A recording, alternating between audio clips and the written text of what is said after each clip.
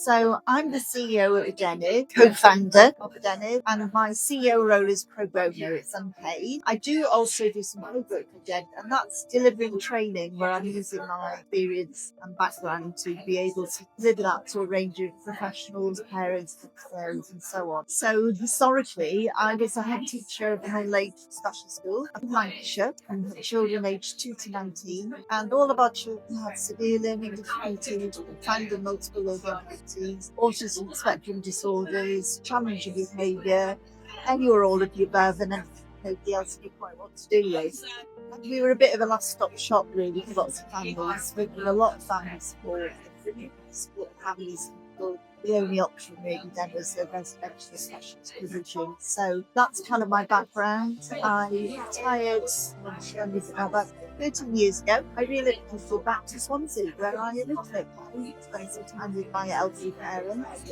And I brought my son home with me, and he was one of the like acquired from my school. To school one day with him to live after his 20th business broke down.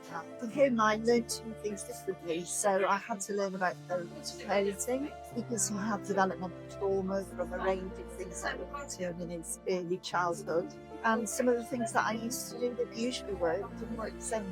So I also trained in some therapeutic interventions. So one was Theraplay and the other was dynamic developmental psychotherapy, and both of which are actually focused on specialist interventions. I then set up in private practice here in Swansea and realised very quickly that schools were a real tricky time for children. Just being away from the same people was often enough to make some of the children quite wobbly, would struggle emotionally to cope with things. So we also realised that a lot of the children we were working with were struggling with sensory regulation.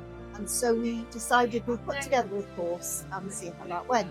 Well, the first one sold out in 2 weeks, and we had to run another 2 courses just to catch up with the demand that there was. Since then, we've been running them every term.